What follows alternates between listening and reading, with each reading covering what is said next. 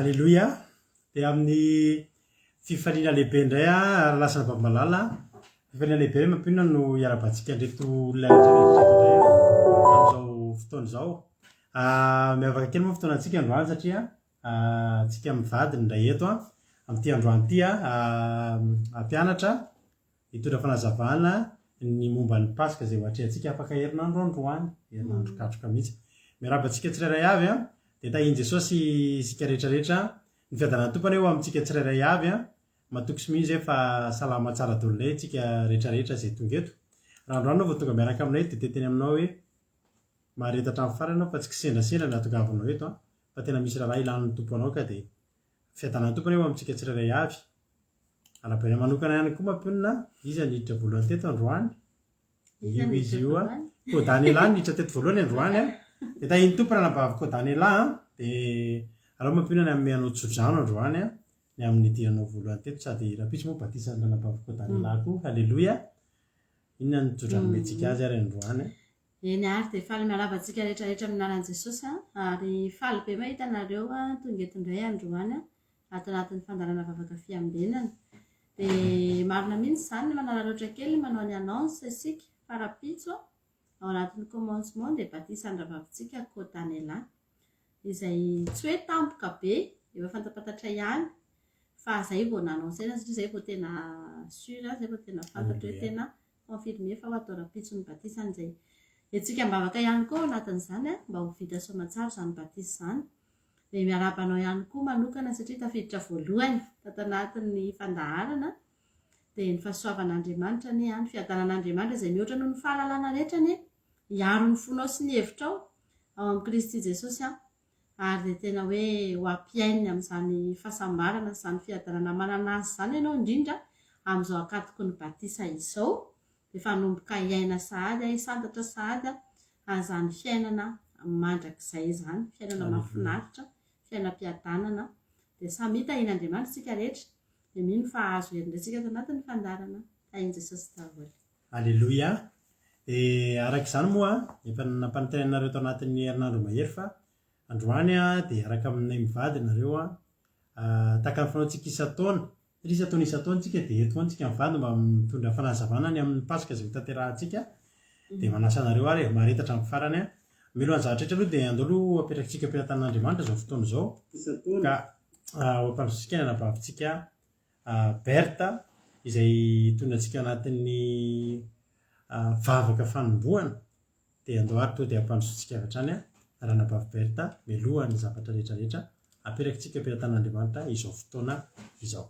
Tahiny tompo raha nabavy Berta anao ny fitenenana. Tahiny Jesosy pastera menakavy, tahiny Jesosy atsika rehetra,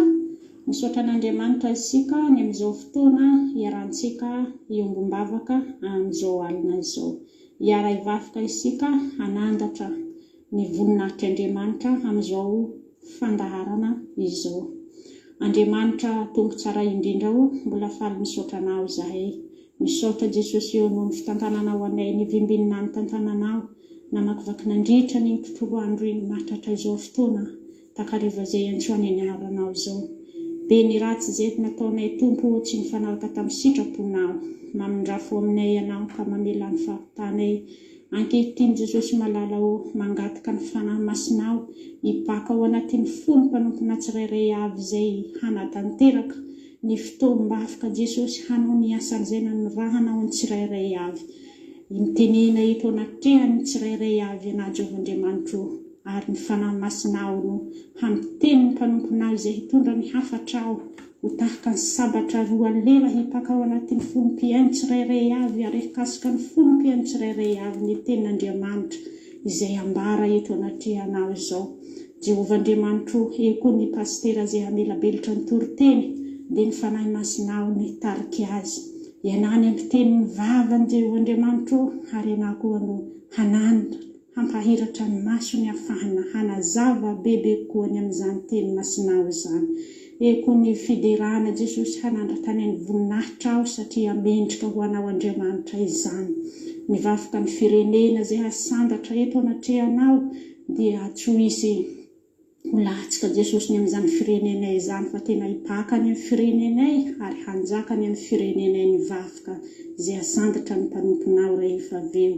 Jehovah Andriamanitro, apetraka feno am-pelatananao ny fitaovana rehetrarehetra ndesina manatanteraka izao fandaharana izao. Dia rakofin-drano mahery, tsy ho hisy ny sakana Jesosy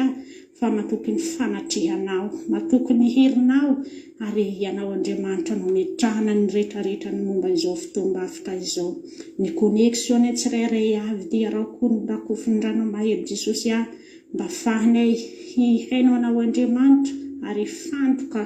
tsy hain'ny tenina na inona zahay raha tsy amin'ny alalan'ny teninao ihany. Bibitseo anatin'ny fonay ianao, reseo Andriamanitra ny asan'ny ratsy rehetra fa ny fanahy masinao, ny teninao izany no ilainay, izany no orinay, izany no hentinay hanandra-tanay ny fanatrehanao eto amin'izao fotoana izao. Mitenena aminay ianao Jehovah Andriamanitro fa voniko ianao na reto mpanomponao. Misaotra reo, saotra fanamasina tsara indrindra dia voninahitra ho anareo ihany. Halleluia, amen. Halleluia. Saotra betsaka andranavavy Berta isika tao anatin'izay vavaka ho an'ny fandaharana izay. Dia Andriamanitra manakaipasaovana ny amaly fitianao rana vavy Berta dia ho tahin'ny tompo amin'izay rehetra ataonao dia tongava amin'ny ambony indrindra anandratra anao hatrany Andriamanitra. Halleluia. Mialohan'ny idirantsika amin'ny fampianarana ary ny toriteny fianarantsika momba ny Paska dia andaontsika aloha hanao hira anankiray ataontsika hira manodidididina amin'ny Paska ny hira ataontsika androany mampionina satria miainao anatin'izany mihitsika amin'izao fotoana izao. Andao ary ataontsika izany hira izany ho voninahitran'Andriamanitra. Eny ary, ataontsika tira mahafinaritra ity izay fotoana tokoa tena ahatsiarovantsika ny Paska izay fotoana lehibe ary manomboka androantsika herinandro tsara mihitsy ato anatin'ny akatoka dia efa hiaina sahady an'izany Paska izany ary fiomanana. Izay moa nanaovana ity fampianarana ity fotoana androany ity mba ahafahantsika rehetra tena mahalala hoe inona marina moa no ny Paska ary hiomanantsika ihany koa ao anatin'izany. Ndao ary anaraka ny tirity avy hatrany isika.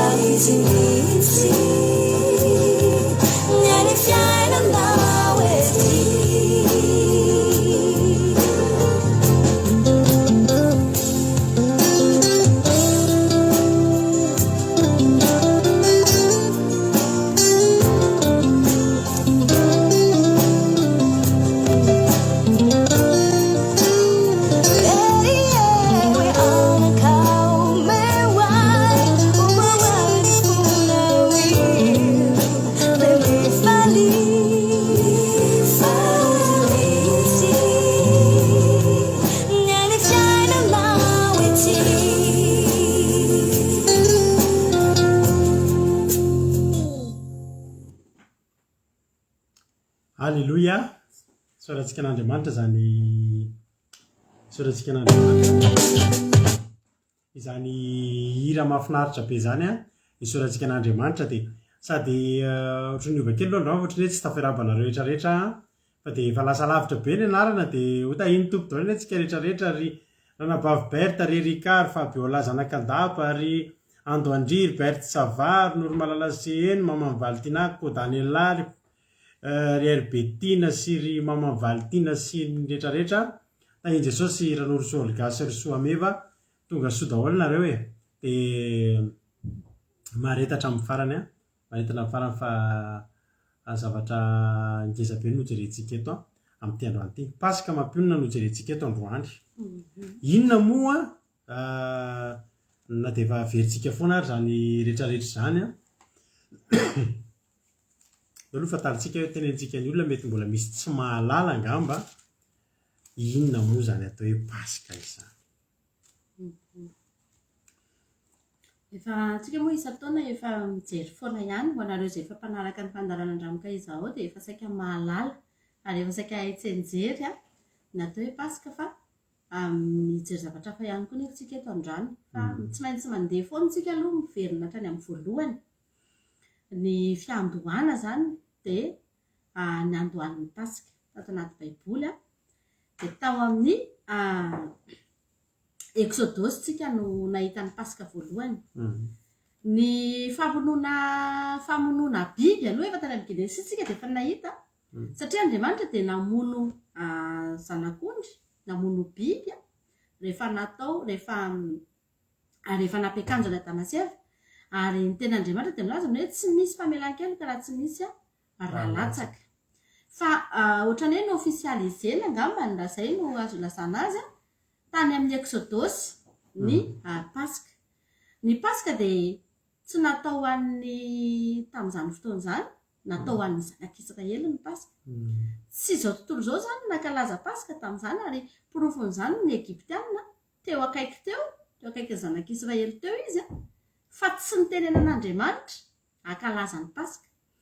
fa ny zanak'Andriamanitra kosa ny zanak'Israely no nivangina mba ankalaza ny paska tamin'io fotoana io izay fotoana tena nanamarika ngeza be mihitsy ny tantaram-piainana ny zanak'Israely satria io ny fotoana lava indrindra nanandevozana azy tamin'izany fotoana izany ary teo ihany koa ny fotoana izay no marian'Andriamanitra manokana tamin'ny alalan'ny paska dia hojerentsika mihitsy aloha hoe inona ny définition-ny paska. Da toe paska aloha ho anareo mbola tsy mahalala dia ny dikan'ny paska dia hoe fandalovana dia zany ny dikan'ny atao hoe paska fandalovana tamin'ny oalina io tokoa io no amin'ny exodosy toko 12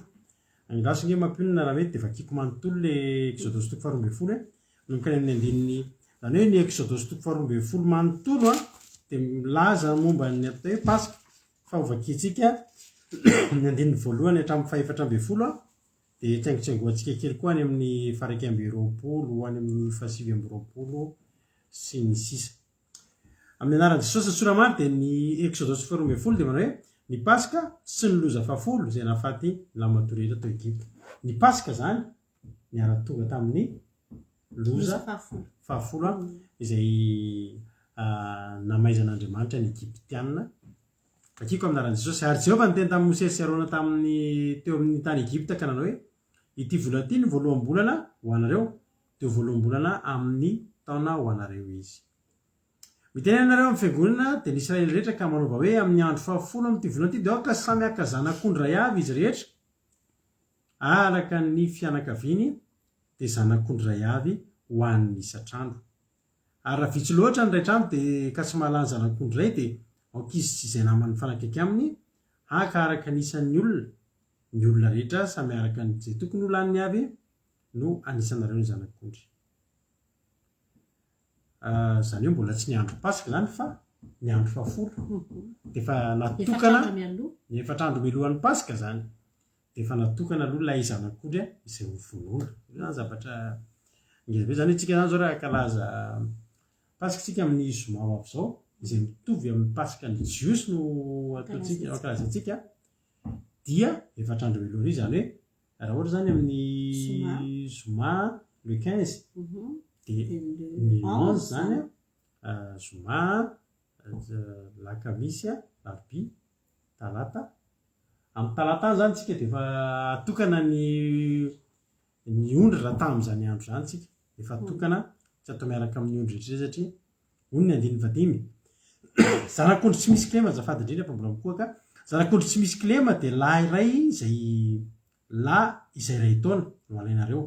alainareo amin'ny ondry na amin'ny osy izy ary hotehirizina arareo hatramin'ny andro faefatra ambin'ny folo amin'ity volana ity dia hamono azy amin'ny ariva ny fiangonana dia ny Israely rehetra amin'ny ariva zay mahatonga antsika manao an'io alim-bavaka no mbantsika ny tanterahantsika ny paska fa tsy amin'ny andro maraina na amin'ny andro atoandro akosa. Andininy fafito ary analany ny raha ka atetiny amin'ny tolam-baravarana roa sy amin'ny tatom-baravarany trano izay hinanany azy. Zava-dehibe zany le raha satria io raha io no fitaovana ngeza be ilaina amin'ity paska ity anisany dia hoanina amin'izany alina zany ny hena voatsatsika tamin'ny afo no hinanana azy mba amin'ny mofo tsy misy masiasina mba hampiarahana amin'ny anana mangidy azabaintsika moa zay rehefa eo ary hanina manta na voandro amin'ny rano izy aza hanina manta na voandro amin'ny rano izy fa hatsatsio amin'ny afo mba amin'ny lohany sy ny tongony ary ny fadiny ary aza sinareo sisa ho tramaraina fa raha tahiny misy tsy lany ka tramaraina dia hotorinareo amin'ny afo ary toy izany nataonareo raha mihinana azy ny valanareo voasikiny ny kapanareo eo amin'ny tongotrareo ary ny tehinareo eny amin'ny tananareo dia hoaninareo faingana izy fa paska ny Jehovah fa ndeha hamaky ny tany eo amin'izay le fandalovana fa ndeha hamaky ny tany Egypta amin'izany alina izany ka hamono ny matorehitra amin'ny tany Egypta hatramin'ny olona ka hatramin'ny biby fiompy ary ny Andriamanitra Egyptiana dia ho tsaraiko avokoa zany Jehovah ary ny raha dia ho famantarana ho anareo amin'ny trano izay itoerinareo ary raha mahita ny raha aho dia andalo anareo ka tsisy loza ny ringana anareo raha mamely izany tany Egypta izany aho ary zany am'tany zany dia ho fahatsiovana ho anareo ka ho tandremanareo ho andro firavoravoana ho an'i Jehovah hatramin'ny taranaka-reo fara mandimby ho hitandremanareo izany ho andro firavoravoana ho lalàna mandrakizay. Amen. Amen. Mazava be mihitsy ny voasoratra le texte teto momba ny Pasika very kely ny zavatra nyteneniko teo hoe teto Andriamanitra dia niteny tamin'ny zanak'Israely fa ny Egyptiana tsy naheno an'io, tsy naheno an'ireo afatra be dia be ireo zany izay misy zavatra maromaro eto tena presizen'ny teny Andriamanitra tsara mihitsy. Voalohany indrindra aloha dia ny daty izany hoe tsika zao mahafantatra tsara fa misy daty tsy voasoratra ato anaty baiboly nefa zavatra mitranga ohatra hoe naterahan'i Jesosy zao zavatra tena ngeza be mitranga fa tsy nisoratana ninina mihitsy tsy misy daty ao. Fa ny Pasika kosa nefa dia tsy ohatr'izay. Ny Pasika dia mazava tsara mihitsy ny daty izay ankalazana ny Pasika ary na dia tsika rehetra hatramin'izay aza dia mahafantatra tsara fa ny Pasika dia eo foana mois de eo amin'ny mars avril eo foana zany ny Pasika fa tsy mbola nisy mihitsy hoe Pasika tany amin'ny mois de septembre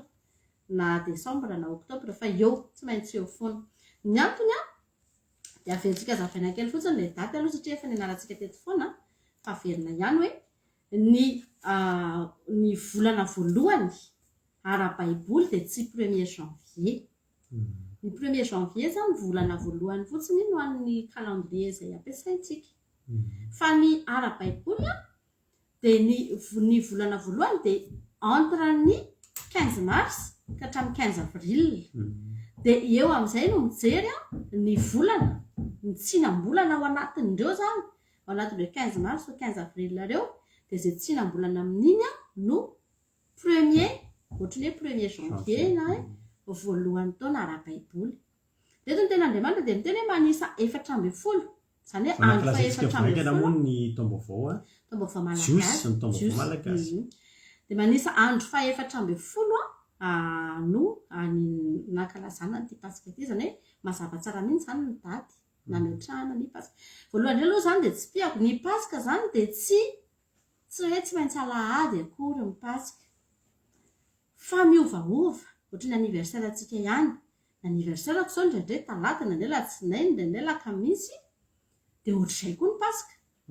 Betsaka anao ny nagaga hoe manina antsika mankalaza Pasika andro zoma fa tsy andro alahady any aloha zany tonga dia tsy piantsika fa miovaova ny andron'ny Pasika. Indraindray io latsinainy, indraindray io lakamisy dia amin'ity zoma. Misy koa mankalaza Pasika ny lakamisy tsy diso fa nefa koa ny Pasika ny jiosy dia zoma tsy diso ihany koa. Ary io manko izy io manko misy volana jerena mihitsy izy io ny tsinan'ilay volana zany ny fiposahan'ilay volana zany no jerena ka tsy diso daholo zany na ny 14 na ny 15 satria ny jiosy raha teo mahalala tsara izy fantany tsara io daty io noho izany zany tsy tsika mihitsy no hiteny hoe diso ndray koa ny jiosy fa zay fanaraka amin'ny nanaraka ny anazy satria le 15 satria sady mba mampilamina ny programme antsika ihany koa ilay izy no marina ihany koa. Tsinam-bolana marinaty ana efa navaliny tojo pleine lune ngeza be le feno tsara iny volana le mipotra le ahoana moa zany le tsinam-bola le mipotra le vao mipotra le mipotra izy no tsinana angamba le vao mipotra sa le feno le feno pleine lune eny ary dia zay zany aloha momba n'le resaka andro. Dia teto amin'izay tsika namaky raha teto amin'ny Exodus 4:12 dia io ny Pasika voalohany. Eo zany ny Andriamanitra nametraka zavatra maromaro izy eo efa vakintsika teo ilay izy volana andro 10 dia fahalaina ilay zanak'ondry mitokana. Zanak'ondry izay nisy fepetra tsara mihitsy fa tsy izay zanak'ondry tiana natokana akory ny natokana teto fa voalazany tena Andriamanitra fa zanak'ondry tsy misy kilema aloha fepetra voalohany. Zanak'ondry 2 taona ary lahy. Dia ireo moa zany efa zavaintsika foana hoe ny paska dia tandinon'i Jesosy mbola hijerentsika rehefa avy eo fa tsy ny zanak'ondry rehetra zany nasiana ny vonoana teto hoe zay tiantsika vonoana no vonoana fa misy mihitsy natokana dia misy fomba ihany koa fihinanana azy dia isaky ny ankohonana no samy namonana io zanak'ondry io zany hoe isaky ny ankohonana mihitsy zany nanao hetsika misy hetsika nataony tsirairay avy tany anatin'ny tokantrano tany tsy nisy mihitsy zany teo olona natoritory ka hoe nahazo raha fotsiny tamin'izao fa tena nisy zavatra mihitsy tao natao niara-mihetsika daholo ny ankohonana rehetrarehetra ny ankohonan'Andriamanitra rehetra zany nanao zavatra tao anatin'io paska io zany mahatonga antsika rehetra ilay ankalaza paska hatramin'ny ankizy madinika amin'io dia anatrika paska ary ianareo any tokantrano any koa dia izao hitandrina paska ianareo menakavy na idada na ineny na ny ankizy fa zay ny fitandremana ny paska isika rehetrarehetra hevin-droa ny paska tamin'ny testamenta taloha dia izay le hoe fandalovana le fotoana nandalovan'ilay fanampandringana avy amin'Andriamanitra andringana ny Egyptianina ka ny paska iny fandalovana iny natao hoe paska ny fandalovan'i Jehova testamenta vaovao indray dia tandindon'i Jesosy Kristy ny namafana andraisan'i Jesosy ny fahotantsika olombelona dia ny nanolorana azy mba hisolo antsika hamafana ny fahotantsika izay koa ny endriky ny paska faharoa jerentsika zareo avy eo fa aloha jerentsika ny amin'ilay fepetra rehetrarehetra anankitelo izy teo tamin'ny fitandremana ny paska ny andro iny loha efa hita tsy maintsy tandremana amin'ny hariva ny paska dia zay mahatonga antsika manao alim-bavaka amin'io manomboka amin'ny valora sasany alina eo ny fotoanantsika amin'io sasaka alim-bavaka io hatrany amin'ny minuit any tsika hiaraka eo hitandrina ny paska tsika amin'io zay noho ny fotoana dia mandray fanasan'ny tompontsika amin'io mazava ho azy ny paska koa zany mahatonga antsika rehefa mandray fanasan'ny tompo tsy misy azo atao hatramin'ny maraina ary hohanina hatramin'ny fadiny ia dia jerenitsy tsika tamin'ilay Exodus fa tsika mivadika any amin'ny testamenta vaovao satria misy fandraisany tsara mihitsy mantsy ireo verset ireo rehefa nitentsika te Jesosy dia tandindon'ilay paska izay novonoana teto amin'ny Exodus 12 dia tanteraka tao amin'ny Jesosy daholo na ilay tsy misy kilema aloha na ilay lahy na ilay iray taona ny endriky ny iray taona dia tanora na hoe tena ao anatin'ny eritrerony tsara zany zanak'ondry iray taona zany ary tsy misy kilema Jesosy dia tsisy kilema tsisy pentina tsisy kilema izy na ara-panahy tsisy kilema izy na ara-batana ihany koa zany hoe feno tsara ny fepetra zany tao amin'i Jesosy tamin'ity zanak'ondry tsy misy kilema ity ary lahy moa dia mazava ho azy fa Jesosy dia lahy ihany koa dia no tenen'Andriamanitra ihany koa tamin'ity fotoana ity hoe analano izy ny rà zany hoe io rà io zany no tena zava-dehibe arak'ilay tenintsika hoe tsy jery verset be dehibe moa tsika fa izahantsika ihany ny fitiana satria mbola maromaro ny verset jentsika rehefa avy eo hoe tsy misy famelan-keloka raha tsy misy raha latsaka dia iny ilay rà iny ny tena nilaina tao anatin'ilay zanak'ondry nanamarika ny zanak'Israely ny zanak'Israely rehetra zany nanana an'ilay rà natete tamin'ny tolahana fa tsy ny Egyptianina tsy ny hafa firenena tamin'izany fotoana izany araka ny teniko teo hoe Andriamanitra ny teny tamin'ny zanak'Israely rehetra Andriamanitra raha ny teny tamin'ny Egyptianina eniny ihany ary raha ny teny tamin'ny firenena rehetra tamin'izany dia eniny ihany fa Andriamanitra mihitsy no nanavaka ny zanany tamin'ny fotoana io satria misy zavatra ho ataony eo ary rehefa misy zavatra ho ataony eo dia nielohavana zavatra nataony zareo aloha zany hoe nisy hetsika nataony zanak'Israely aloha talohan'ny hetsika nataon'Andriamanitra nisy fankatoavana ngeza be satria dia narahana tsakasan-davany daholo ireo fepetra rehetra ireo tao anatin'ilay fihinanana ny fanaovana ny paska dia anovonoana ny zanak'ondry dia tsika rehetra nge efa mahay an'izany na tsy averina ntsony nalaina ny rà dia natete tamin'ny tolambirafarana dia tonga ny anjely mahagaga fa io anjely io anjely tonga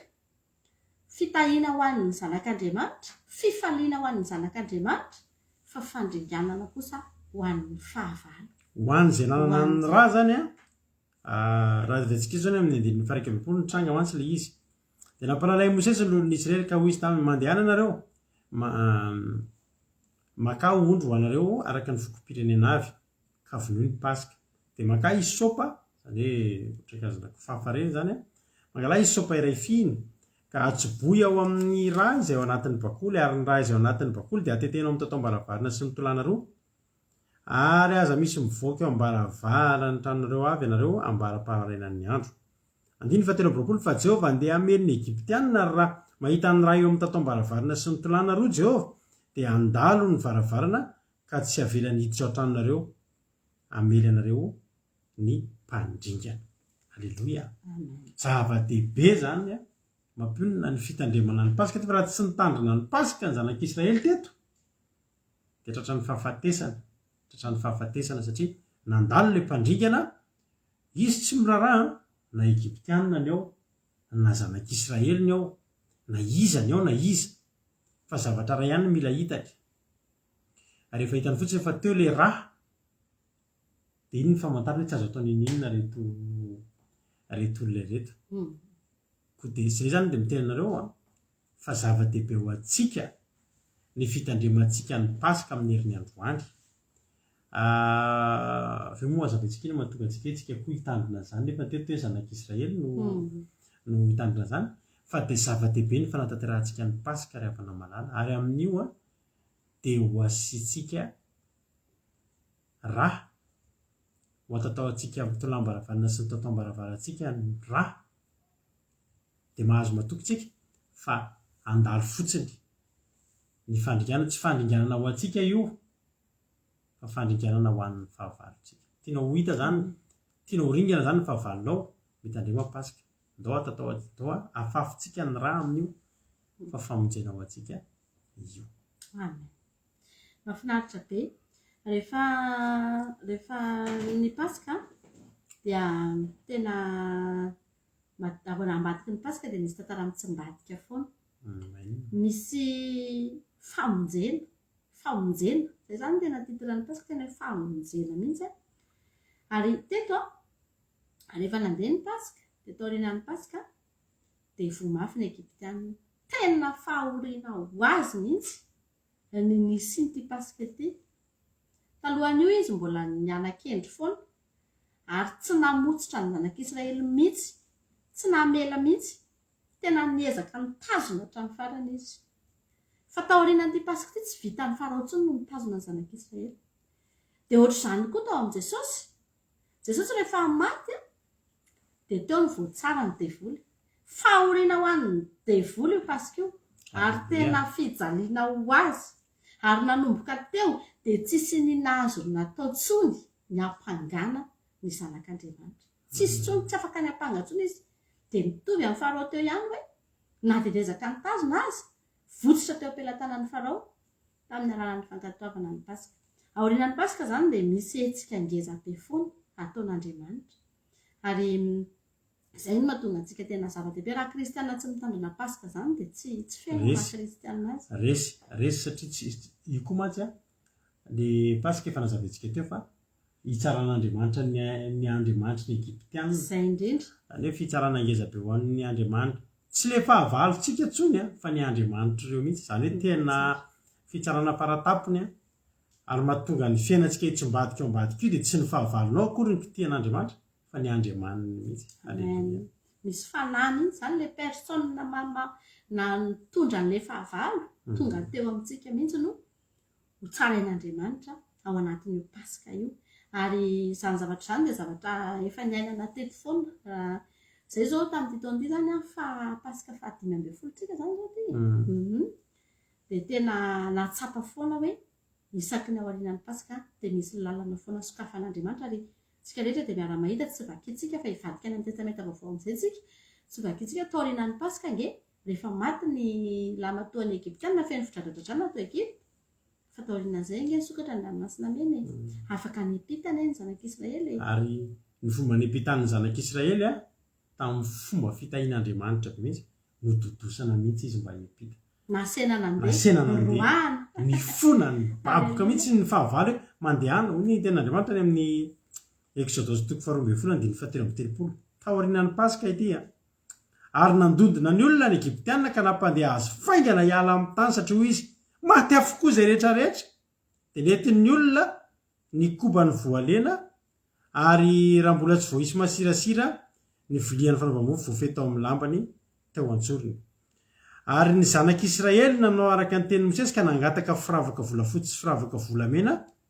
ary fitafiana tamin'ny egyptianina ary nataon'i Jehovah nahita avy teo masony egyptianina ny olona ka nomen'izy ireo azy nangatany ka dia nofoanany ny egyptianina zany hoe tao ambadiky ny pasika zany a ny fahavalonao mihitsy no anampitamby anao hoe andahana mofa tena maty zay zany na teo zavatra mitsombadika fahavalona matotra anao taloha amin'ny pasika fa midongy izay andehananao tsy andry izay andehananao nangatanao hita mba meo anina ieny iny fa mandehany mba meo akanjo ieno afa hity an-dana amin'izay satria mampahory voatsara ny Andriamanitra ry zareo no tsarain'ny Andriamanitra ny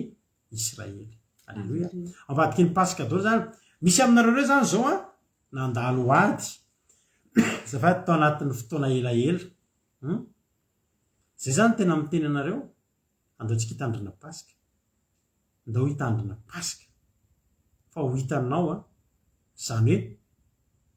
vadika ny globy izy ny olona vadika ny globy etrety ny egyptianina ny karavasy anao hatramin'izay ny teny aminay hoe mandehana moa iny anylainao fa mandehana fa maty zay raha mbola eto nareo tao ambadiky ny pasika daholo a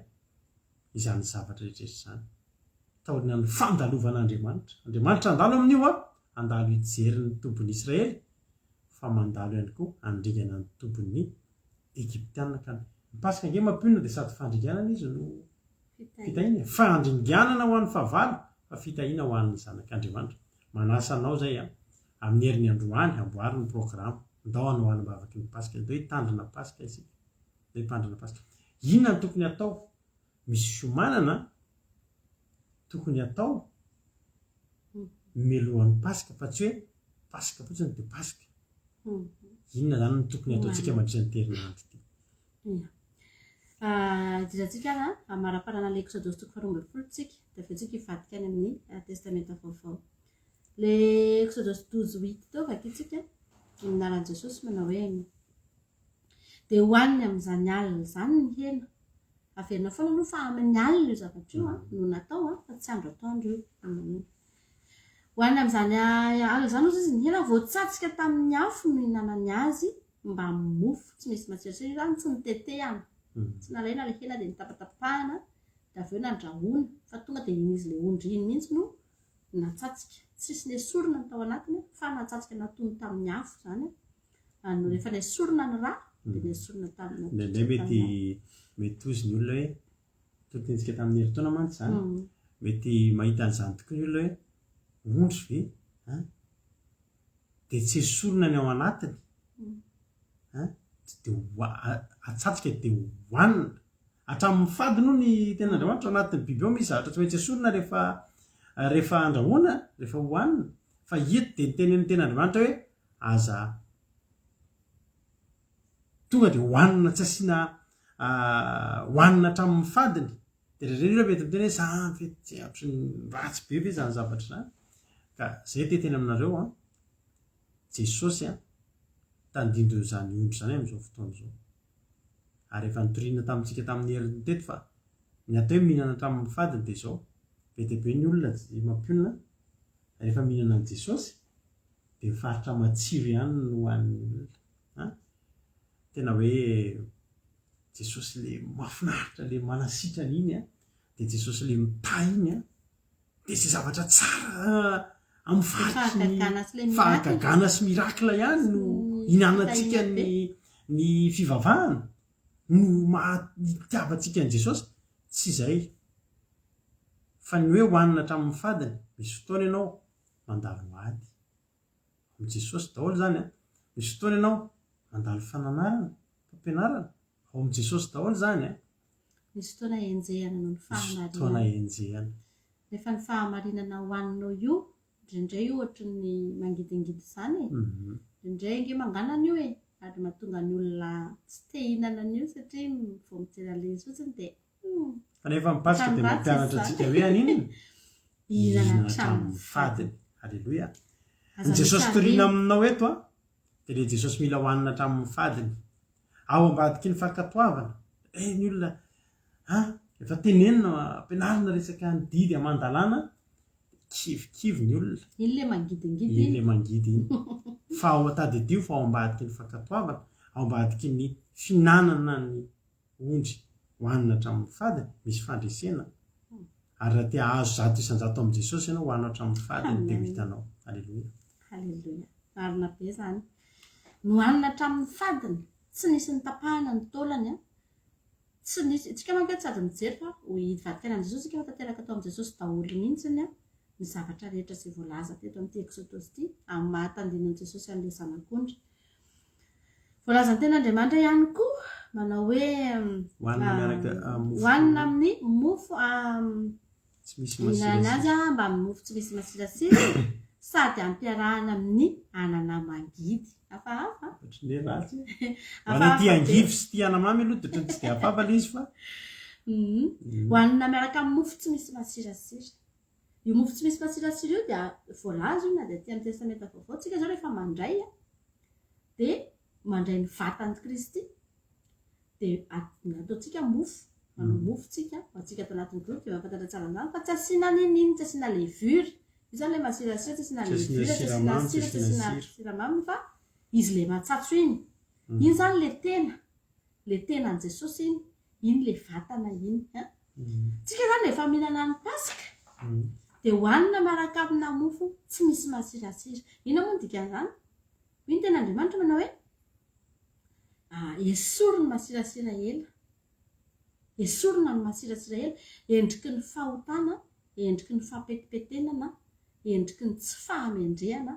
ny masirasira. Tsika zany rehefa hihinana ny Pasika dia hohanina ao anatina fahadiovana, anatina fahamasinana ary ny santony benina nalàna an'ilay ondry efatrandrony aloha natokana erema manko io ondry io tamin'ny fotoana io natokana ho vonoina ho an'Andriamanitra ao aorianan'ilay efatrandro. Jesosy koa ohatr'izay Jesosy rehefa efatrandro talohan'ny Pasika dia tsy talohana hamonina azy dia tsy nifangaro teny amin'ny fiarahamonina intsony izy fa niala ny mpianatra sisa ny nahita azy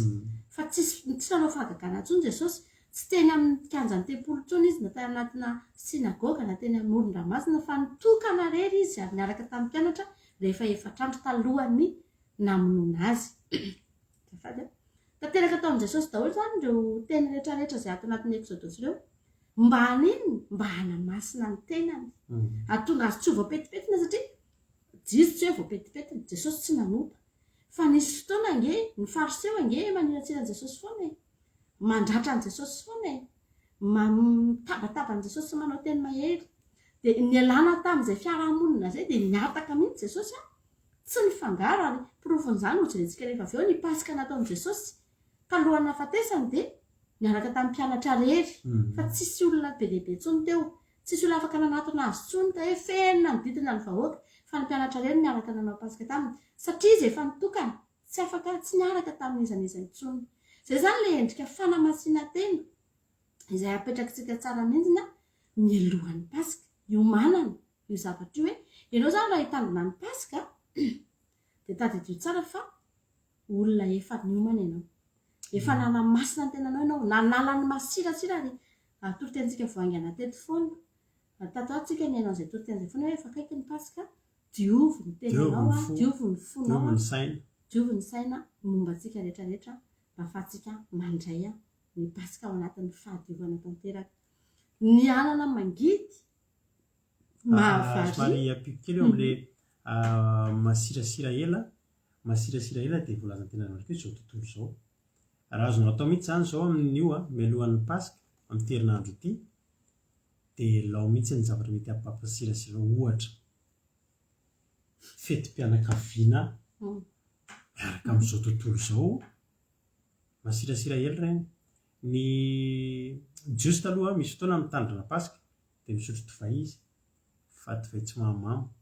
ranom-boloboka tsy misy fermentation satria ny fermentation iny mbola sira koa iny mbola masirasira ela ihany koa iny hatramin'izany zavatra zany zany de oka ianao zany hodivay a tsy misy fermentation anao am'terinandro tena hoe elao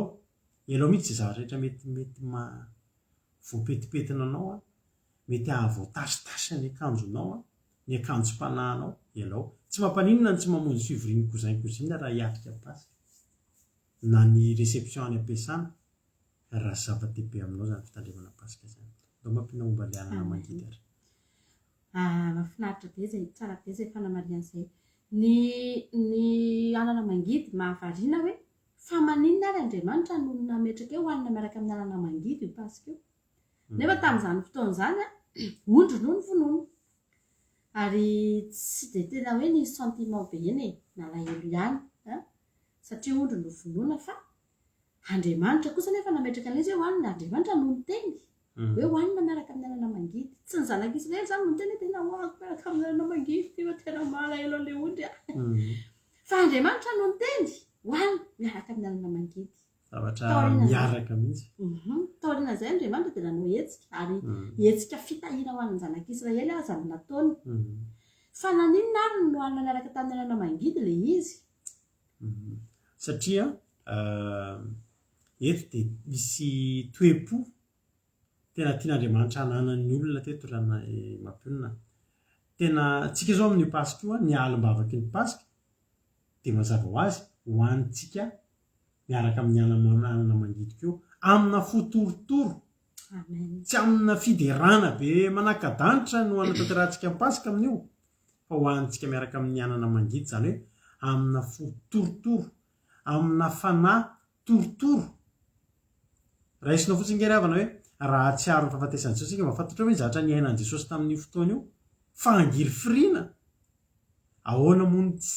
ny tsika fa mba mahatsiaro sisa ny fotsika sisa ny etitsika eo a de tena amina fanahy torotoro amina fotorotoro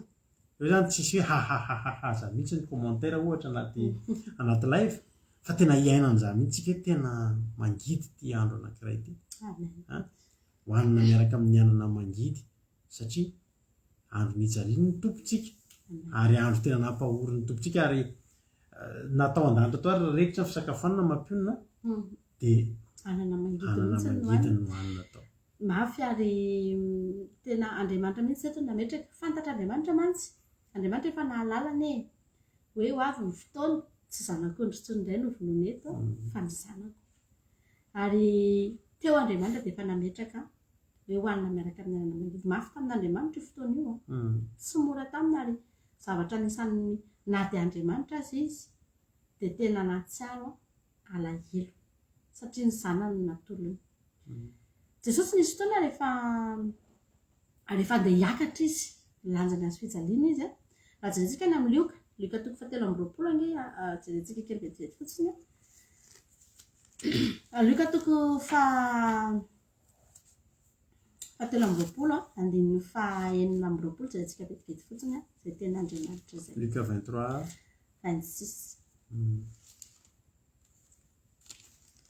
iny tena Andriamanitra ary raha ntonan'i Jesosy izy ny nanomboanan'i Jesosy aloha anazy fijaliana ny soranandro ary raha ntonan'i Jesosy izy dia nitana lehilahy kireniana anankiray atao hoe Simona izay voavy tany an-tsaha ka nampitondra iny azo fijaliana anaraka an'i Jesosy ary nisy vahoaka betsaka nanaraka azy ary vehivavy maro izay nitehatratra sady nitomany azy fa Jesosy nitodika azy ka nanao hoe ry zanaka vavin'i Jerosalema aza mitomany aho fa mitomany iny tena nareo sy ny zanakareo amen aza mikeo io le anana mangidy io amin'ny fotoana zay ianao manatrika paska satria le olo reo dia nanatrika paska andeha hijery an'i Jesosy ho vonono reo nahita Jesosy nilanja ny azy dia namena ny lehilahy kely any dia nanaraka ary rehefa nanaraka an'i Jesosy reo dia nitabataba sy nidradradrana ary nitomany izy niaraka tamin'i Jesosy satria maneny ahitan'i Jesosy hijaly iza kosa moa ry havana malala ny tsy hitomany hoe ny tomponao iny Jesosy andeha hijaly ery na dia tsy ho lazy na andeha ho vonoana nitomany ihany satria malahelo mampalahelo zany fa nitabataba reto vehivavy reto ary ny endriky ny vehivavy aloha kodin'ny vehivavy dia fiangonana tsy adinitsika foana izay ary eto izany dia misy fiangonana tokoa tena midradradratra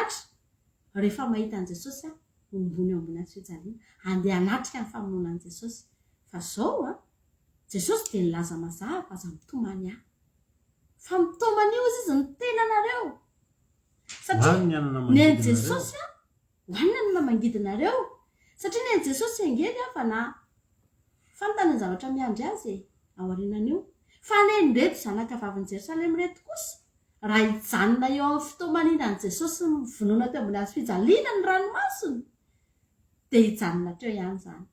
ary tsy hisy vokatra ho raisiny aorianan'izay fa raha mifanohitra amin'izay kosa mitomany ny tena izany mitomany ny tena izany izay ilay mihinanana mangidy ao anatin'ny Paska izany hoe ianao izany mahatsiaro ny fahatsiarovanao ny Paska dia nahatsiarovanao fa mataonao Jesosy inona ny vokatra reto eo amin'ny fiainanao niala tamin'ny fahotana ve ianao nanenina ve ianao izay ngely hoe mitomany ny tena ny atao hoe mitomany ny tenanao ianao dia ny zavatra tsaronao nataonao dia manongo tena ozy izy tsika ozy izy Paoly apôstôly hoe asiko pafinenako mangana manongo tena hoe tsara hoe Jesosy nanao an'izao dia tokony hitondra fiovana eo amin'ny fiainan'olona ary ny Paska dia tena tokony hitondra fiovana eo amin'ny fiainan'olona ianao izany raha mbola tsy niova mihitsy ny fiainanao hatramin'izay mety efa mivavaka ianao fa tsy niova dia mandalo Paska ianao tokony hanovanao ty Paska 2022 ty tokony hanova ny fiainanao sy ny tantaranao ity Paska 2022 satria ianao dia hitomany ny tenanao ianao hihinanana mangidy tsika ao anatin'io fotoanany Paska io. Alleluia. Hoanina miaraka amin'ny anana mangidy fotorotoro no anakalazantsika an'izany Paska izany tena tokony hanomana mosoara renao fa ny fotoam-bavaka isika dia hoantsika miaraka amin'ny anana mangidy amin'io atsiarovantsika n'izany hoe fitiavan'Andriamanitra antsika izany. Alleluia. Izay izany ny tapany voalohany dia ny amin'ny endriky ny Paska tamin'ny andron'ny testamenta taloha dia ny fandalovan'Andriamanitra nitsarany Andriamanitra ny Egyptianina nanavahany kosa izay nanana ny ra izay nandray ny ra tamin'ny tolam-baravarana sy ny totam-baravarana ka tsy nahamelany ny fanahafandriganana hiditra amin'ny anaran'i Jesosy tsisy fanahafandriganana hiditra eo amin'ny tokantranonao eo amin'ny fiainanao eo amin'ny tontolonao amin'ny Paska izay ataontsika io raha lasana pavimalala. Amen. Hijerindrentsika ny endrika faharoa dia ny amin'ny tandindon'i Jesosy ny Paska. Alleluia. Ia, tandindon'i Jesosy ny Paska nisy efa voalaza teo ihany moa hoe ny fomba nahafatesany ino moa izy teo ny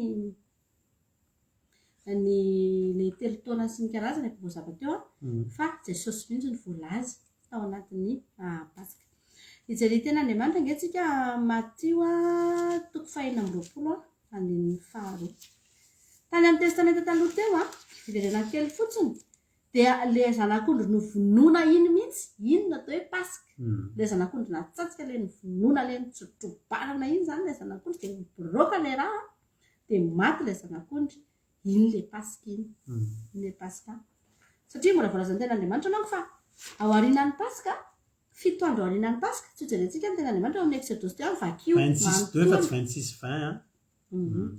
Vakio manontolo ny Exodus 12 vakitsika teo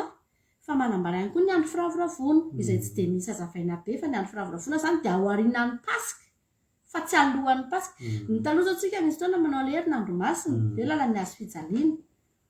dia azo atao ihany ilay izy ao anatin'ny hoe fanamasinana tena sy ny sisa fa ny andro firavoravona dia ao aorianan'ny Paska izany hoe herinandro aorianan'ny Paska izany dia andro firavoravona foana 7 andro ao aorianan'ny Paska dia andro firavoravona tsy aritra kely izany hoe ny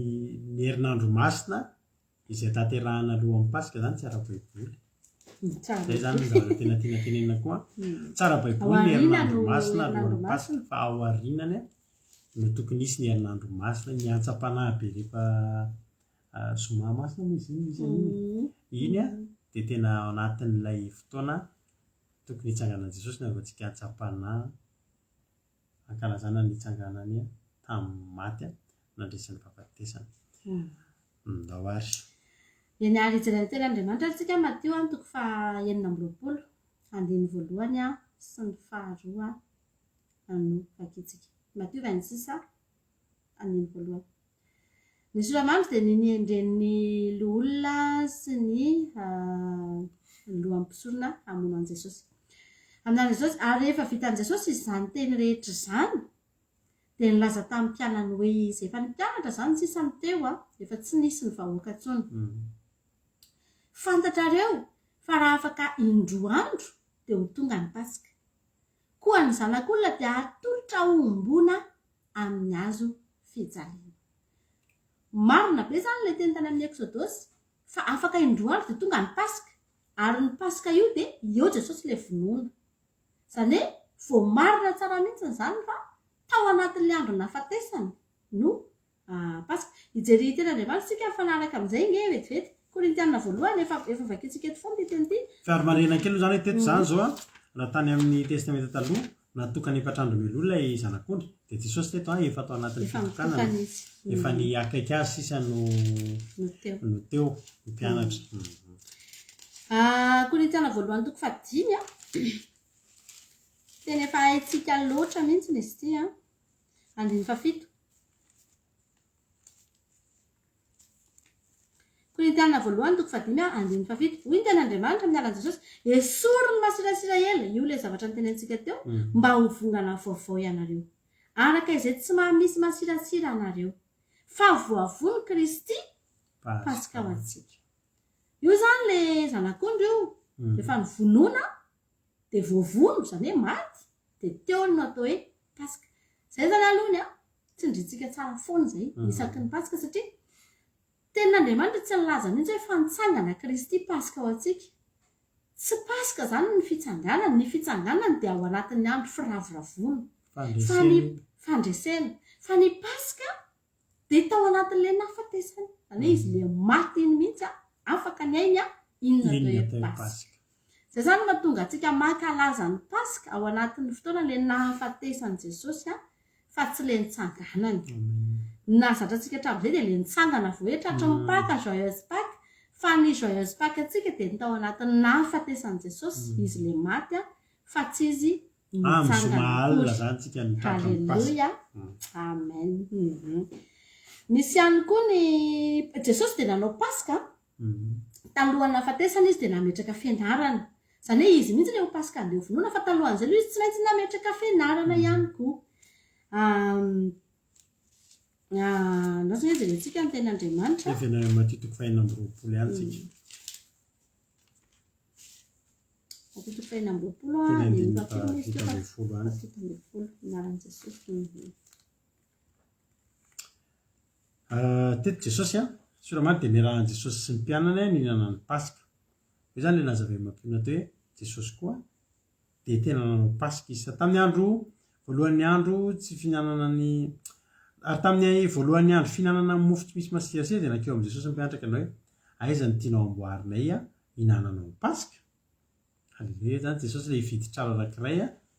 dia amin'ity moa zany atao tranonay no atao ny Pasika. Halleluja. Aiza ny tianao amboarina hihinananao ny Pasika ary hoy izy makanesa ry an-tanàna ho any amin'ndrany lehilahy radorakoto salama sy mampionina raha-iry-janary ka lazao aminy hoe hoy ny mpampianatra efa akaiky ny fotoako ho ato aminao aho sy ny mpianatra mitandrina ny Pasika atao tokantranonay mitandriamantsika ny Pasika amin'ny zoma ho avy izao. Efa misy tonga nareo avy any Allemagne efa tonga eto Frantsa tonga soa efa nisy taminareo tonga teto androany. Halleluja. Antony natanterantsika amin'ny Pasika ny en ligne koa moa efa eo ihany tsy adino iny dia izay zany le teny hoe nifidy trano anankiray Jesosy anatanterahana ny Pasika. Misy adevitra ndraindray Jesosy ary veninona Pasika alohan'ny Pasika ny olona satria raha jerena zany zao ny toerana ny lalan'ny fandehan'ny andro eto dia ohatra hoe amin'ny zoma ho avy izao zany ny Pasika. Dia betsaka ny olona mieritreritra ny teny hoe Jesosy nihinana ny nanao ny Pasika ny andro melohana io izany hoe ny alakamisy ahoana no mety afaka sao dia mba manontany an'izay koa ny olona mety misy fanontaniana mipetraka tokoa zay hoe fa ahoana ary zany jesosy hoe zany nandika lalàna hoe tsy nitandrina ny tenin'andriamanitra nefa nisy nanao pasika ihany koa tsy nandika lalàna jesosy zao a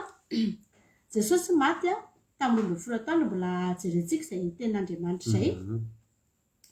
tamin'ny 12 taona izy no maty jerentsika izay rehefa avy eo fa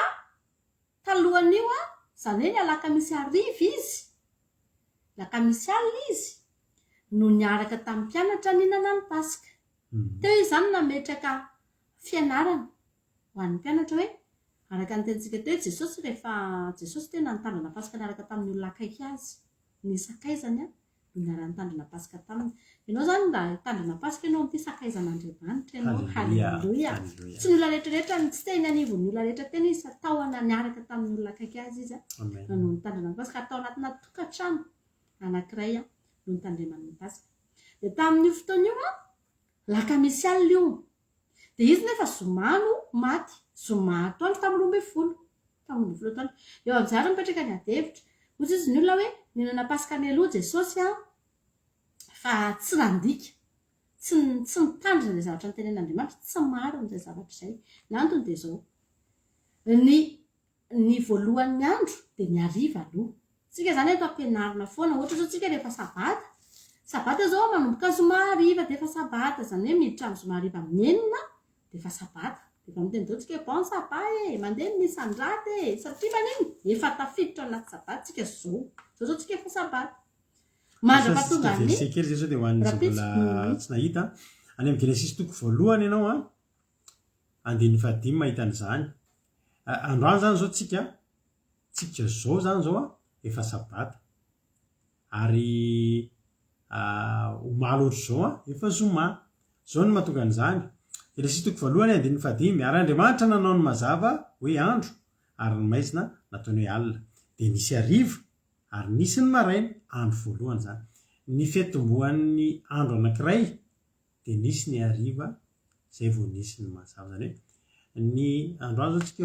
le 8 zany tsika androany moa 8 moa tsika lasika firy moa tsika androany 8 tsika zao androany 8 avril fa ny tena marina tsika zao efa 9 avril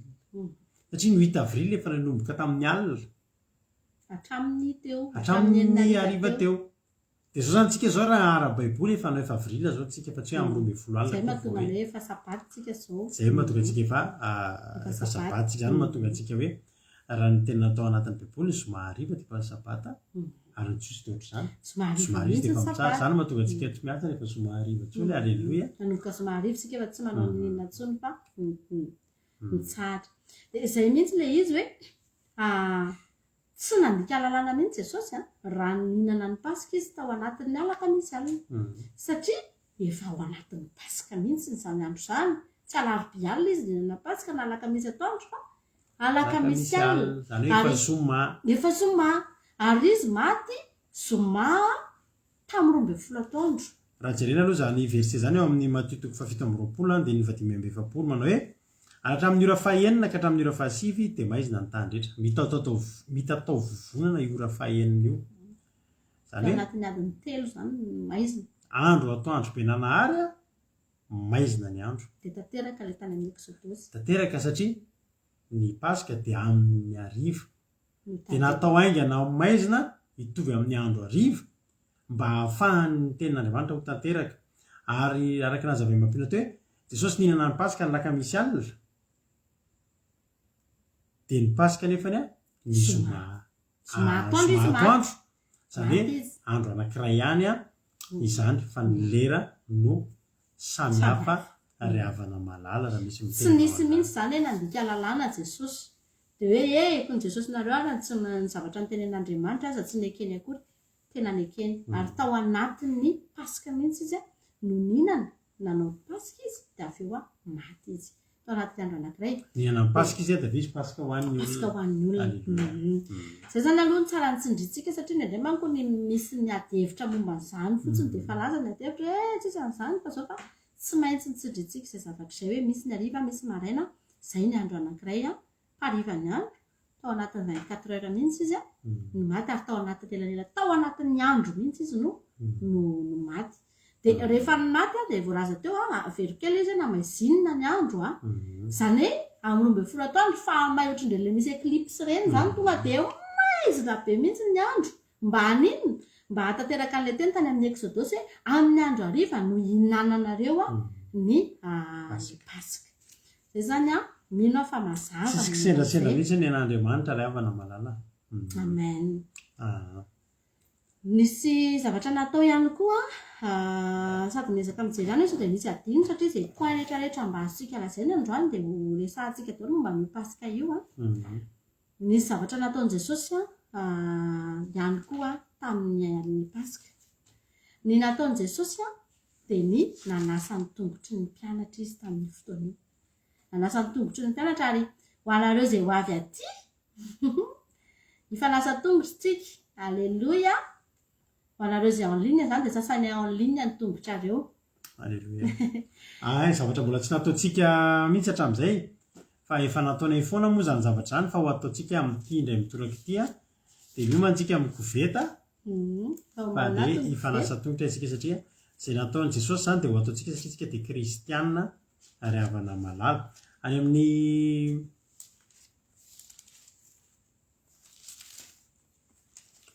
amin'ny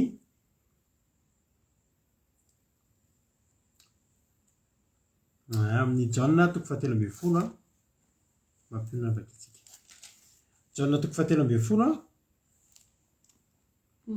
ny soramamy dia nanasan'i Jesosy ny tongotry ny mpianatra toy hoe mba vakitsika mampinona izay zafare. Nanan'i Jesosy ary nanasan'i Jesosy ny tongotry ny mpianatra ary talohan'ny andro firavoravona izany hoe ny pasika mihitsy izany io talohan'ny andro firavoravon'ny pasika satria fantatr' Jesosy fa tonga ny fotoana elany amin'izao tontolo izao ho any amin'ny ray ary efa tiany azy izay amin'izao tontolo izao izy dia tia azy hatramin'ny farany. Ary raha mbola teo amin'ny fisakafoana hariva ary Jodasy Iskariote zanak'i Simona efa nomeny ny devoly saina rahateo mba hamadika azy. Sady fantatr' Jesosy koa fa ny ray efa nanolotra ny zavatra rehetra ho eo amin'ny tanany ary Andriamanitra no niaviny sady Andriamanitra koa no iverenany. Dia nitsangana ny ala teo am-pihinanana izy ka nametraka ny lambany ary naka lamba famahoana ka nisikinana. Ary rehefa vita izany dia nampidina rano tamin'ny tavy izy ka nanomboka nanasa ny tongotry ny mpianatra sy namoaka azy tamin'ny lamba famahoana izay nisikinany. Dia nakeo amin'ny Simona Petera izy fa io Petera tompo ianao fa nasa ny tongotro. Jesosy ka namalika nanao taminy hoe izay ataoko dia tsy fantatrao ankehitriny fa ho fantatrao rehetra izay. Fa hoy Petera taminy sanatria raha nasa ny tongotro ianao. Jesosy namaly azy hoe raha tsy ho sasako ianao dia tsy manana anjara amiko. Dia hoy Simona Petera taminy tompo tsy ny tongotro ihany ary fa ny tanako sy ny tongotroko. Fa hoy Jesosy taminy ny tanako sy ny lohako koa. Fa hoy Jesosy taminy izay efa nandro tsy mila ho sasana afa-tsy ny tongotra ihany fa efa madio avokoa ary ianareo dia madio nefa tsy ianareo rehetra fa fantany ilay efa hamadika azy koa izany no lazany hoe tsy madio avokoa ianareo rehetra. Misy alohan'ny anaovantsika sy ohatra misy fanontaniana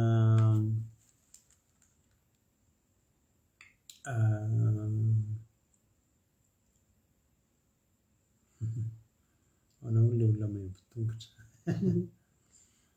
mbola azavana anareo momba n'io a resaka fanetreteny io fampianaran'ny Jesosy antsika anetry teny izahay aloha dia nanasa izay nisy fotoana taloha nisy olona tamin'ny taloha mpanam-piangonana tamin'izany somary efa afo izay ihany ny fahadiovany fa tena ny sasana tena ny sasana. Fa io koa zany fifanajany nareo koa zany rehefa avy efa nisatonitra dia efa mba miomana kosa ianareo hoe dia hoe andalo pasika dia herinandro tsisy satonitra sanatria tsika olona samy mba manana malala taolan'izany atao hoe hygiène zany fa na zany na tsy zany misy olona maimbo tongotra na tsy maimbo tongotra izay manoloananao eo ary io tsisy akifidifidy mantsy ny fanasana tongotra tsy hoe ny anona ny sasako hoe ny Jodasy ohatra ny maimbo froma moa ny Petera ohatra ny metimety fa jesosy tonga dia nataony daholo ny rehetrarehetra dia endrika fanetreteny io ravana malala nefa koa ho an'ny jesosy tongotra fifanompona dia fifanajana ihany koa ary amin'io a ny condition fotsiny za zao amin'io a anasan'ny tongotry rahalatojo rahalahy jonatana rahalahy falirairytovy raha tonga sy zay lehilahy tonga mampionina anasan'ny tongotry ny vehivavy zay tonga nareo vehivavy koa ifanasa tongotra amin'ny mampionina amin'io zavatra io ifanompotsika endrika fifanompona ilay izy zay napetraka jesosy teto dia ho ataontsika amin'ny fotoana io ary zay manko tsika vao hanao pasika tena hoe iarahana be ohatran'izao dia zay tsika vao afaka nanao an'izay a fi zahay dia efa mpanao an'izany foana ary tany afiangonana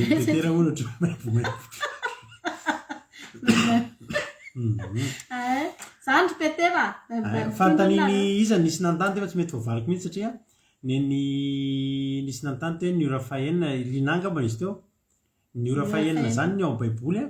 ny ora voalohany a eo amin'ny amin'ny fito maraina eo ny ora fahatelo a ny amin'ny sivy maraina eo ny ora fahenina eo amin'ny ambiny folo raha misy any fampianaran'i jesosy fanoharina momba an'ilay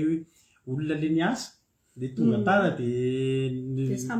samy nahazo ntakanana mitovy a iny ahitanareo tsara ny resaka lera hoe amin'ny firy fa ny ora fahenina zany a dia mety atao vovonana zay zany tsara fantatritsika ny ora fahasivy a dia amin'ny 3 arivo amin'ny 3 tolakandro ny ora faharoa folo dia amin'ny 9 arivo zay zany raha ara-baiboly ny resaka olo sady mianatra ihany nareo moa eto rehefa mahita an'izay nareo anaty baiboly efa fantatrareo zany hoe tamin'ny ora fahazao dia fantatrareo tsara hoe zay le izy zay a ary mampionina nytapahakeno mazy tamin'izay tsy hitako fantanindra napahantsika teo dia eny ary ny fifanasana tongotra izay teto a dia jodasy tsy mba voasasa tongotra lasa izy nandeha maika izy a andeha hanao ny mission ihany koa fa ny jesosy kory afany dia nanana ny mission any koa izy ary ny azy ny fitainy hatramin'ny farany samy namita hatramin'ny farany ny jodasy lasa izy maika namitany azy tsy voasasa ny tongony fa jesosy teto dia nanasa ny tongotry ny olona ny sakaizany a ny akaiky azy a nasehoany fa izy dia tonga hanompo ary nasehoany fa mbola voafanasana tongotra zao ny hitanareo izy jesosy fa mbola ho fatiny mihitsy a za misy fotoana voakasika rehefa mieritreritra an' jesosy mba azahatra zarakely fotsiny ty ato anatin'ny fampianarana pasika tsika za rehavana tena voakasika amin'ny toebony jesosy a andeha ho faty fa tena nanamasy tena be mihitsy izy nanamasy tena be tsy hoe andray miliara be raha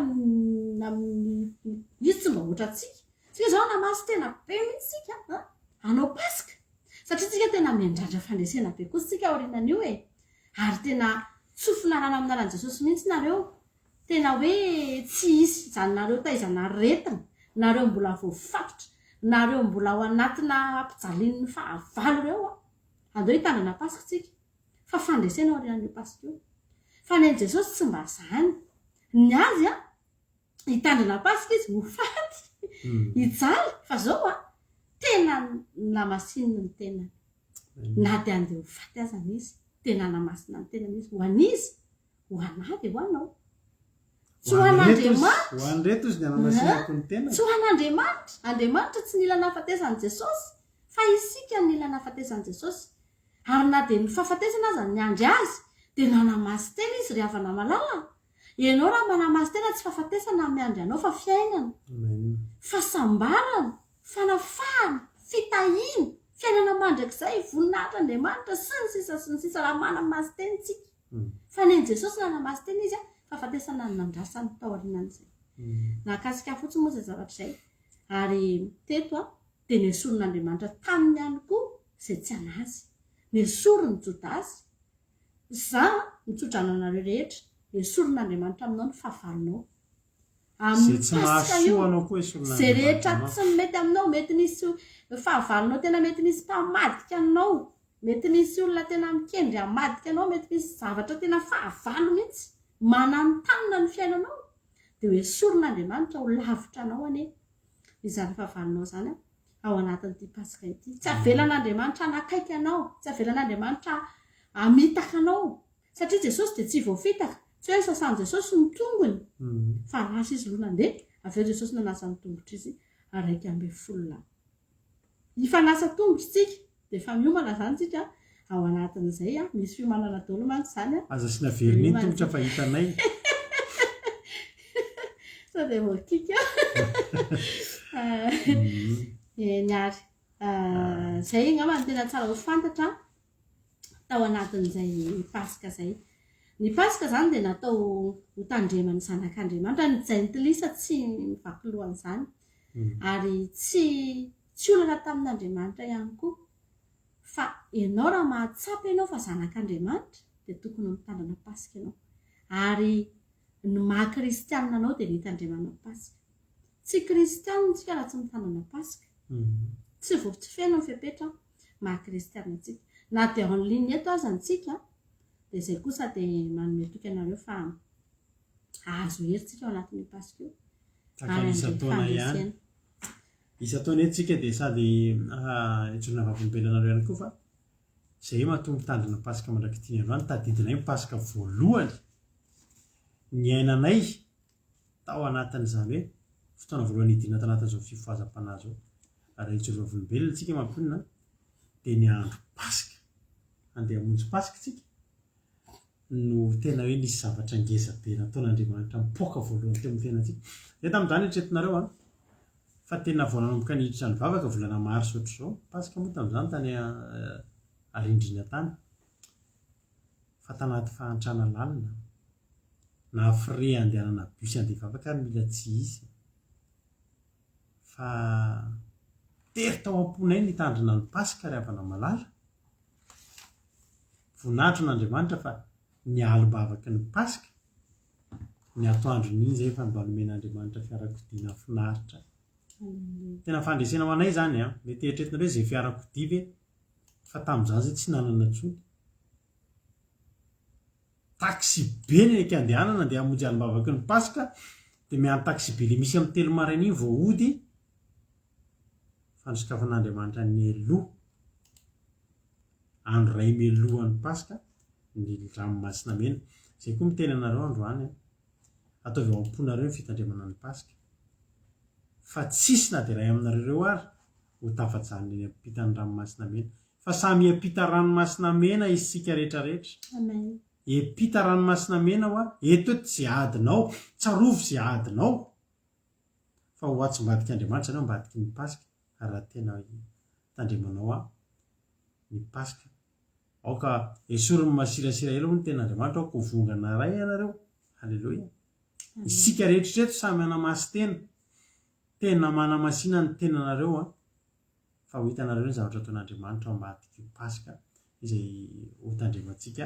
mety misy aminareo zay vao hiaraka aminay hitandrina pasika misy aminareo mety efa mpiaraka aminay eto fa zay reo dia tsorotsorona ianareo marina fa tsy mbola nisy pasika ka tsy nitondra fandresena ho anay zany tao anatin'izay pasika 5 zay nitandremanay ty zany moa zany ny faninenina 9 fa ny 5 angamba 2007 8 9 10 11 12 13 14 15 16 17 18 19 21 22 fahenina 10 pasika fahenina 10 nay ity saiko ny ianao fanampiriny fa dia zahatra azo kantoka dia zao fandresena mihezinezina ho antsika rehetrarehetra ny ity pasika ity omaniny fomaniny saina omaniny fanahy ampadeferina ny zavatra rehetra raha ohatra zao nareo ohatra hoe sanatriane zany tratrany misy fahoriana dia alefaso ny solotena aloha fa teneniny olona za hoe tena mbola tena ezaka tsotratra amin'ny masirasira fa hitandrina pasika hoe adevitra raha misy adevitra fivorim-pianakaviana na adevitra sy ny sisa ireny tsy maintsy ho atao dia zay tena mitenareo hoe ahemory fa alohantsika tena hitandrina pasika alohantsika tena hitandrina pasika tena tsy misy masirasira hitandrina pasika anaty fahamasinana mba ho tena fandresena ho antsika rehetrarehetra ny pasika rehefa namalala halleloia ambadiky ny pasika dia misy fiampitana foana ary antsika dia nahita fa ranomasina mena nepitanin'ny zanak'Israely taorian'ny pasika taon'ny Exodosy taorian'ny nahafatesan'i Jesosy dia tritra ny lamba teo amin'ny tempolo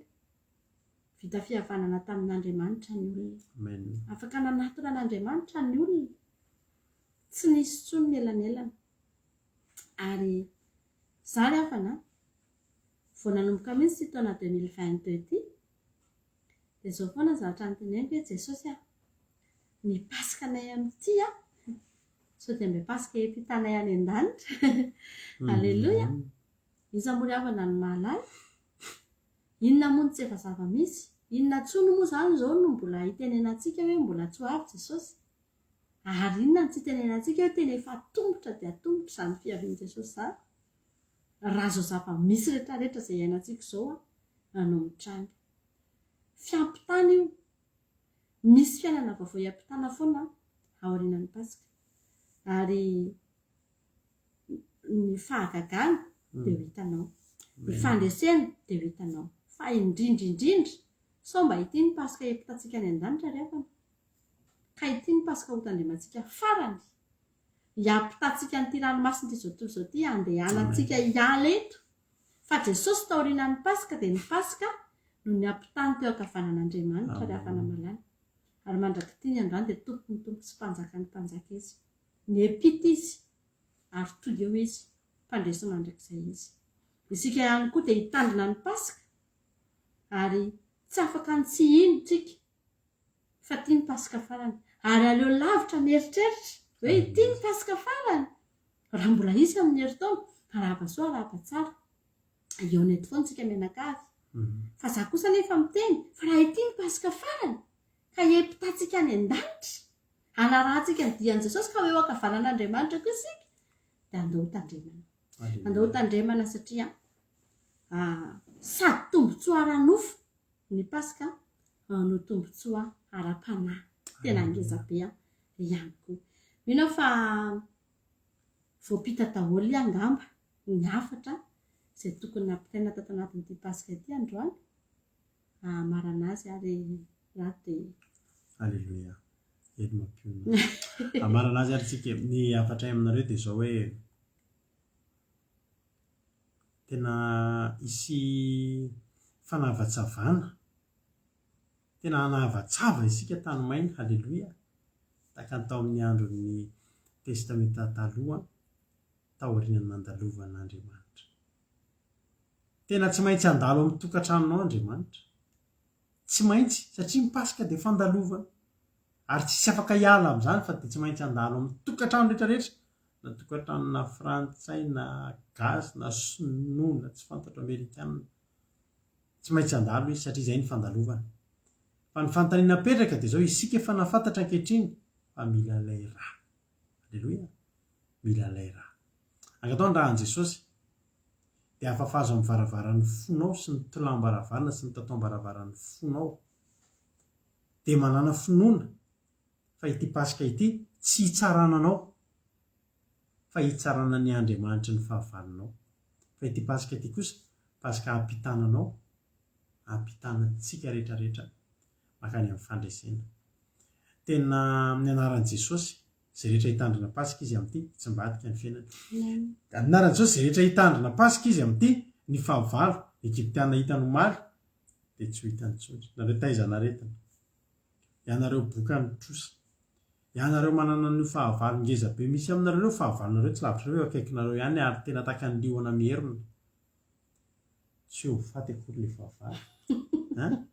tsy vita pasika dia hoe maty vady ianao sanatrinina hoe ohatr'izany satria mety izay le fahavalonao fa ny Andriamanitra ny Egiptiana zany le mahatonga ny vadinao anao ohatran'io le mahatonga ny patron anao tsindry azo lenanao ny Andriamanitra ao amin'ireny mihitsy no tsarain'Andriamanitra dia tamin'ny Exodosy ane nazava be mihitsy fa tena ny tsara Andriamanitra ny farany amarana antsika azy mantsy ny Egiptiana manko ny lamato dia mandimby izany hoe ny endrzareo zao farao tena andriamaniny mihitsy andriamanitra ny mihitsy zany farao fa tsy hoe kory hoe mpanjaka fotsiny ohatr'izao dia ny lamato rehetra ny Egiptiana dia napetraka ho Andriamanitra napetraka ry zareo ary talohan'izay efa nisy Andriamanitra ny Egiptiana maro be efa nitsarain'Andriamanitra fa io no tena ngeza indrindra satria io tena farao mihitsy io izany hoe ilay olona andimby amin'ny farao mihitsy no no tsara iny le faratapony zany tamin'io pasika io le fifandimbiasa mpahefana be zany iny mihitsy no ravaka teraka le fiandrianana le fiandrianana tena faratapony izy no potehan'Andriamanitra tao anatin'ny pasika ravana malala zay le Andriamanitra tsara iny no tsarain'Andriamanitra ary naseho an'Andriamanitra fa izy no lehibe dia no tsarain'Andriamanitra ny lamatoa rehetra ny Egipta satria ny lamatoa dia Andriamanitra ny Egiptianina ino ny ametrahana fahefana miampita amin'iny avokoa ny fahefana rehetra ho an'ny Egiptianina zany ampitaina amin'ny lamatoa dia tena nipetraka mihitsy izay finoana izay tao amin'izareo ary no tsarain'Andriamanitra rehetra any ny Andriamanitra ny Egiptianina zany hoe tapahakina raha fehezina zany dia zao le problème niainanao efa mataonan'io tsisy mpandimby intsony halleluja tsisy tapitra treo tsisy mpandimby intsony io tsisy zanak'io problème intsony ikasika anao tsisy zanak'io misy amin'ireo va olana nytoito efa 10 taonany io ihany kalma kely dia mifo fa tsisy mpandimby intsony io satria ny lamatoa mihitsy no tsarain'Andriamanitra amin'ny fotoana io halleluja eny ary mino fa nampahery antsika tao anatin'izay fampianarana sady toriteny fampaherezan'izay tapitra ihany koa ny fotoanantsika nafatsika nampita tamin'ny olona an'izay pasika zay asao ny namana asao ny havana asao tena raha misy fotoana tokony invitenareo ny namana sy tapaka sy havana dia io fotoana io le mitaketage olona reny na misy olona ny hitanareo mihitsy hoe olona tena nampahorin'ny fahavalo dia inviteo izy ho avy fa natao atsika rehetra izany pasika izany ary samy hibata fandresenany atsika ao anatin'izany ao anatin'ny fiomanantsika manomboka androany dia miomana tanteraka tsika hiditra ao anatin'izany pasika izany ary mbola misy moa ny fandarana vavaka fiambinana eo foana mety mbola ampy eo foana ihany koa ny fanazavana raha mbola nisy ny mety hoe adino kely na tsy tena voapita tsara dia izy foana ny fanentanana ao anatin'ny fandarana vavaka fiambinana izay arahantsika eto foana dia tahiny Jesosy dore atsika rehetra mahereza daholo ary andao ary rirana anankiray tsika rirana anankiray maraparantsika ny fotoana dia vavakantsika ao arina izay mino fa nampahiranareo ny fotoanantsika teto andrano ndao ary mampionona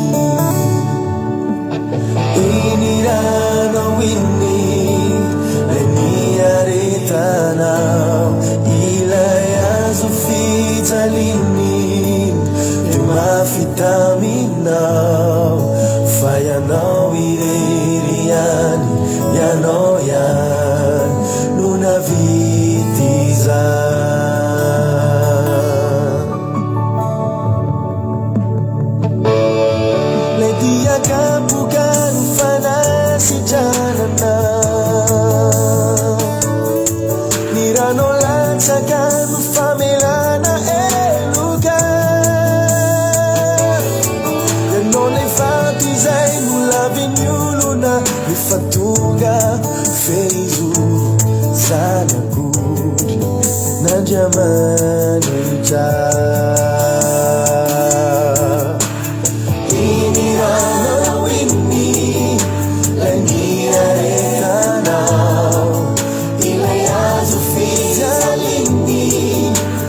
mafitamina fayanao irerian yanao yan nuna vitizan inirano winni laniaretana ilay azo fijalini mafitamina fayanao irerian yanao yan nuna vitizan desosyo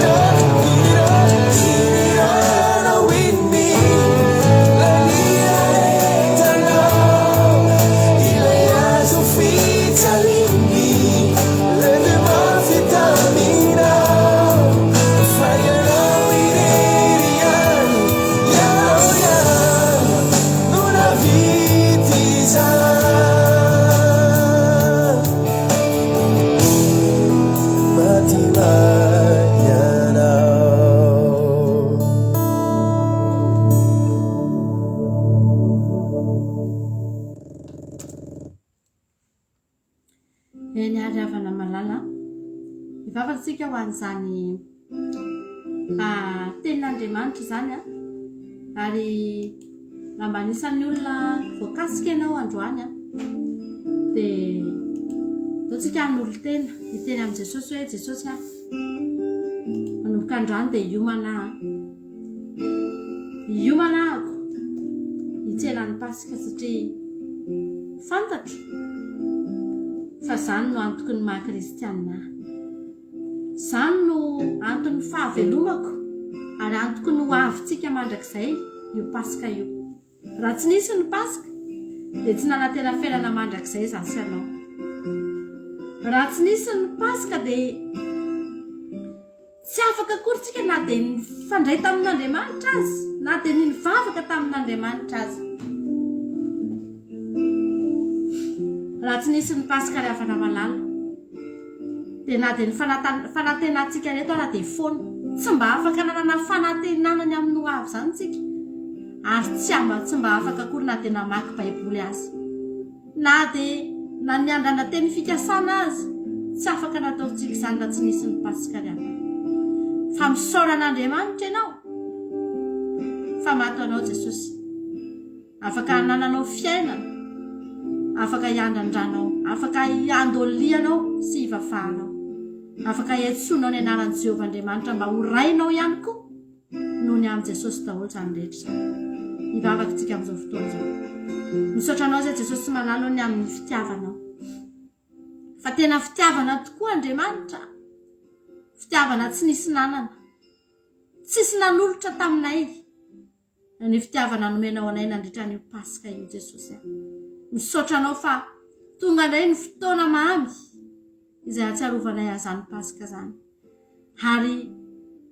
no teneninao mihitsy mba ho tsarovana mba tsy ho adino satria Jesosy andro lehibe loatra manamarika ny fiainanay kristianina mpanaradianao zany andro tsy azonay adinoana mandrakizay zany Jesosy malala satria teo no nafahanay nanonona hoe kristianina afaka mba nitonona ho mpanaradianao zay tamin'ny alalan'ny Pasika Jesosy misaotra betsaka Andriamanitra misaotra ny amin'ny fampianarana izay nomenao anay androany misaotra Jesosy malala fa tsy nafeninao anay tokoa hitanay ilay arena nafenina Jesosy dia reny fampianarana natao androany reny sy ny olona rehetra no mahita fa izay kosa nampahitanao nomenao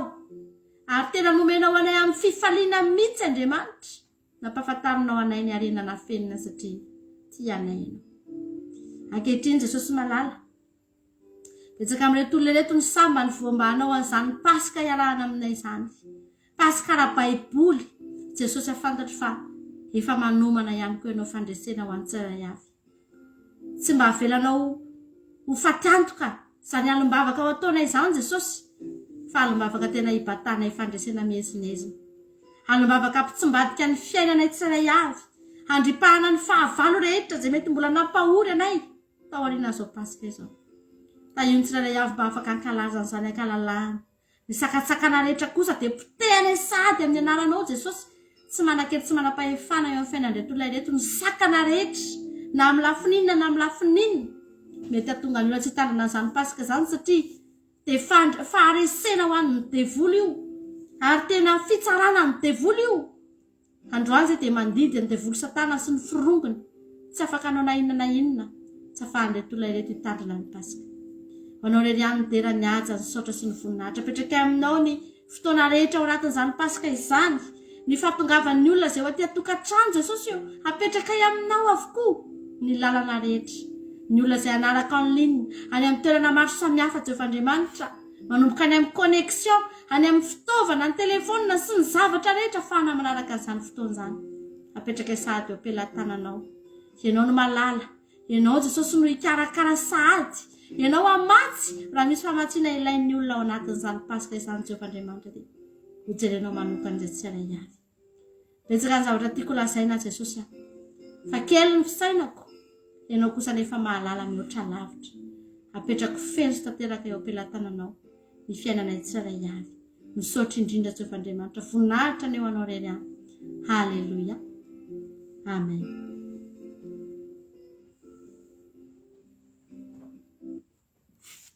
Ivavaka isika ho an'ny firenena amin'izao fotoana izao ndao ampanjosika ny anabavitsika nambinina ivavaka ho an'ny firenena tay tompona anabavy nambinina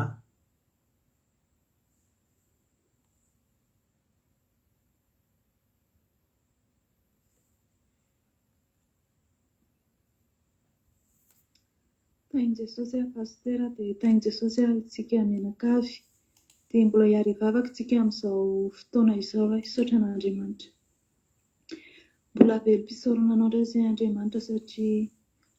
tafavory teto izay Andriamanitra ary tena nahazo teny mamy nahazo fampianarana tsara avy aminao izay ka dia misaotra Jesosy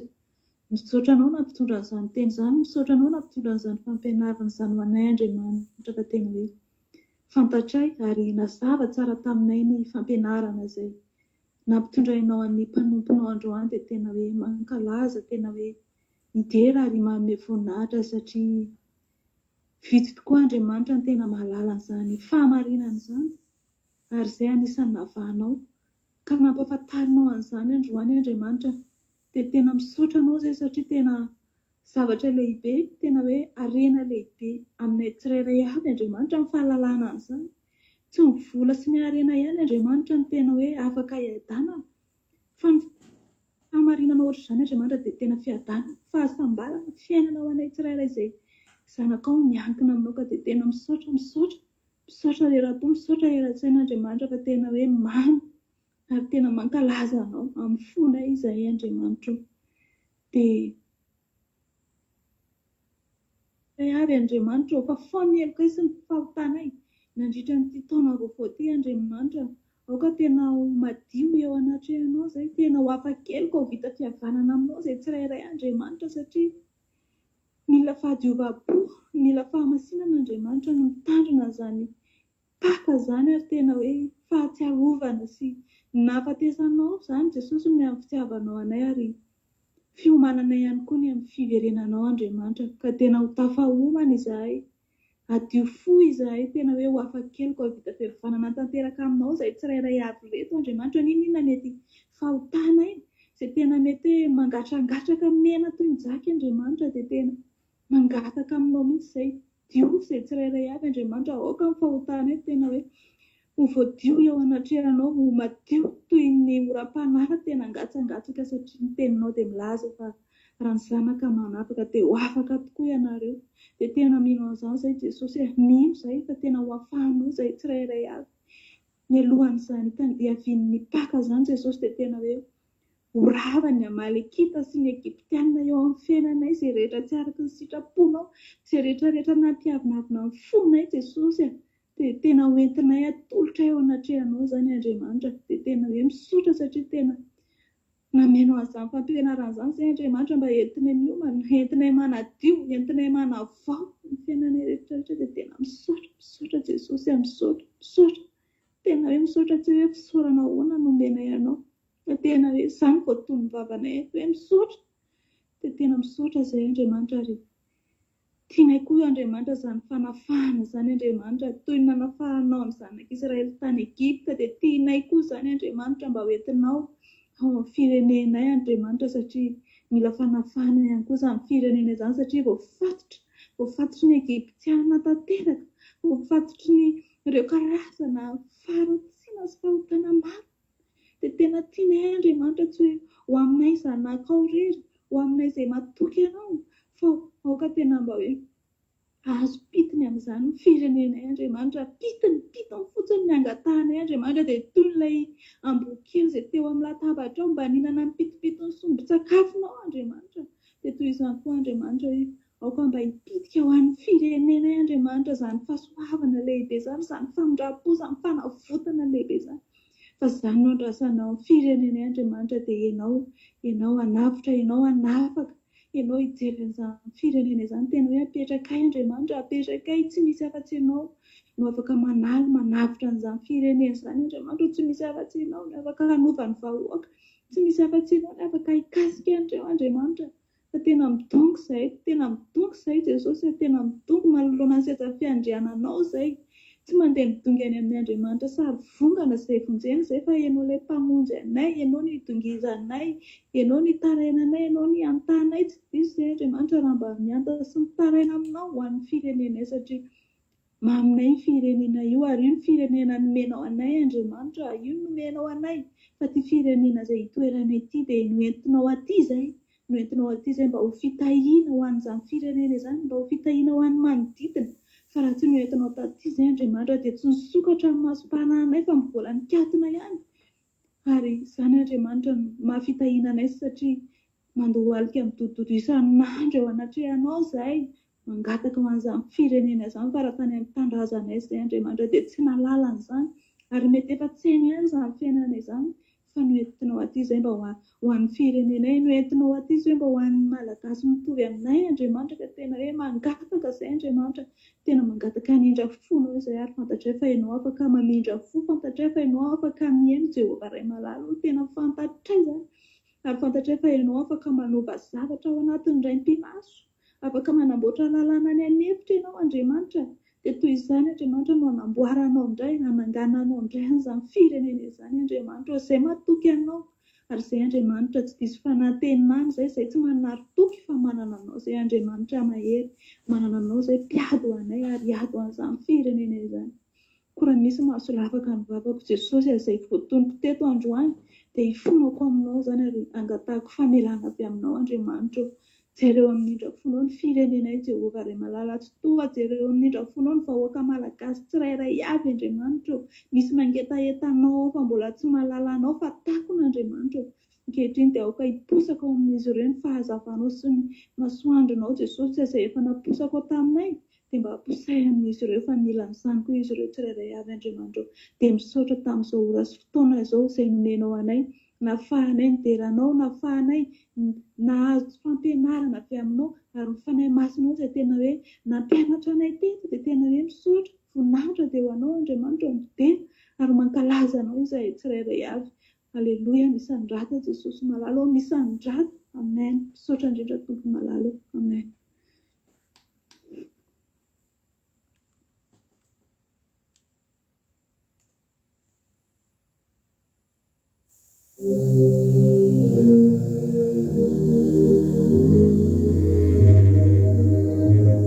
Ity herintina navanay veloma mandra-peo amintsika rehetra rehetra.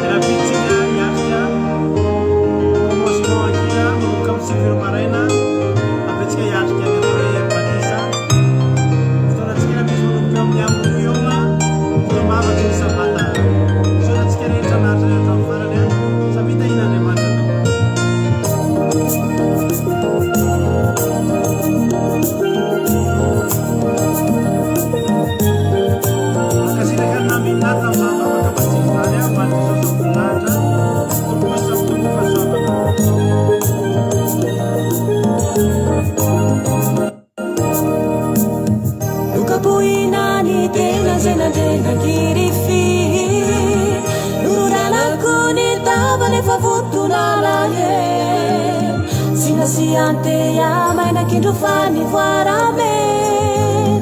Raritsinono narety teo andampondoany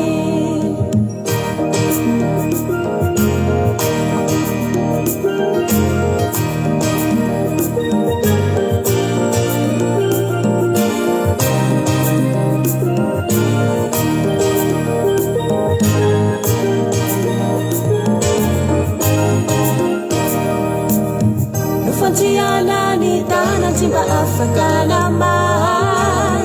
toy izany koa ny tongono rezaty navoko nilany voany no le fonna namoaka rasera de naronjona lay azo mariky ny fanozonana